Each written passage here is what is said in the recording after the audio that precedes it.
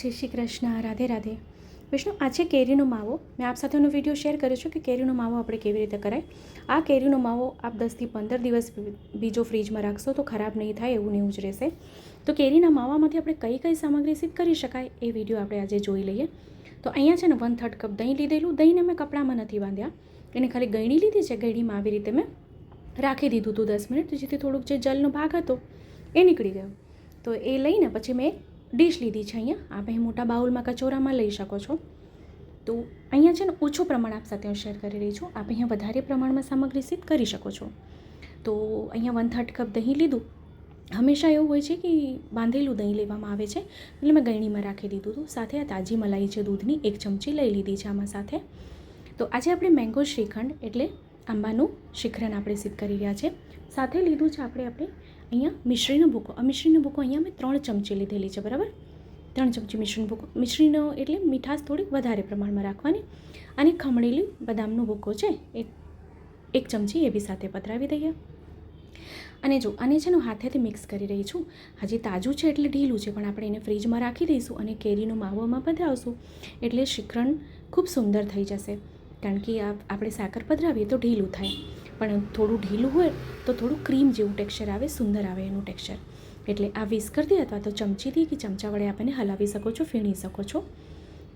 મને હાથેથી વધારે કમ્ફર્ટેબલ લાગે છે તો હું હાથેથી કરી રહી છું.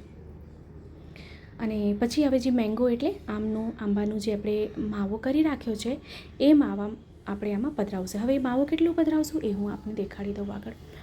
તો જો વિડીયો ગમે તો લાઈક કરશો, આપણા ગ્રુપમાં શેર કરશો, જેથી શું છે કે વધુથી વધુ લોકો સુધી વિડીયો પહોંચે અને એને પણ વિડીયો ઉપયોગી થઈ શકે. તો આ આંબાનો માવો છે તો એને આવી રીતે આદુની ખમણી હોય કે ઝીણી ખમણી હોય એનાથી આવી રીતે ખમણીને કરીએ તો શું છે કે એમાં વચ્ચે ગાંઠા ના રહી જાય, બીજું કંઈ નહીં. હા, એને ગરમ કરવાની જરૂરત નથી કે ફરીથી આપણે એને ગરમ કરવું પડે. જ્યારે આપણે શ્રીખંડ સિદ્ધ કરતા હોય એ ઠંડો માવો વધુ સારું થશે, એનાથી બાઇન્ડિંગ ખૂબ સુંદર આવશે. તો આપણે એમાં જે કેરીનો માવો છે એ એમાં પધરાવી દઈએ અને ફરીથી આપણે એને મિક્સ કરી લઈશું. તો આવી રીતે એને થોડુંક વધારે એટલે સમજો 1/3 કપ સાકર છે, 1/3 કપ દહીં છે, 1 ચમચી મલાઈ છે, તો સાથે 1/3 કપ અહીંયા માવો પધરાવી દેવાનો છે. તો આવી રીતે એને મિક્સ કરી લઈએ બધી સામગ્રીઓને આપણે, અને એને થોડીક વાર આપણે ફ્રીજમાં રાખી દઈશું સેટ કરવા માટે, જેથી એનું ટેક્સચર સુંદર આવી જાય.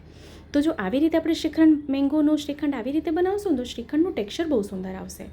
આપ કાચી કેરીનો પલ્પ આમાં પધરાવી દઈશું તો ટેક્સચર એટલું સુંદર નહીં આવે અને એ વધારે દિવસ રહેશે બી નહીં. પણ આવી રીતે જો આપ કરશો ને શ્રીખંડ તો ખૂબ સુંદર થશે. તો મેં થોડીક વાર એને 5 જ મિનિટ ખાલી રાખ્યો હતો ફ્રીજમાં, પણ આપ એને વધારે વાર રાખી દેશો ને થોડુંક 15 થી 20 મિનિટ તો ખૂબ સુંદર થઈ જશે. આપણે જો ખબર છે કે શ્રીખંડ આપણે ફ્રીજમાં રાખીએ તો કઠણ રહે, બહાર હોય તો એટલે ઢીલું થઈ જાય. તો હવે એને પાત્રમાં આપણે સાજી લઈએ. તો એનું ટેક્સચર જો ખૂબ સુંદર એનું આવ્યું છે. તો ક્યારે બી આપ મેંગો શ્રીખંડ કરો ને તો મેંગો શ્રીખંડ આવી રીતે કરવાનું, જેથી સામગ્રી સુંદર થાય. તો આપને કાંઈ ના સમજાણું હોય તો ફરીથી કમેન્ટ કરશું, ચોક્કસ રિપ્લાય કરીશ. બદામના ભૂકાથી આપણે ફરી એને થોડીક સજાવટ કરી દઈએ. તો વિડીયો ગમે તો આપણા ગ્રુપમાં શેર કરશો, જેથી વધુથી વધુ લોકો સુધી વિડીયો પહોંચે અને એને પણ વિડીયો ઉપયોગી થઈ શકે.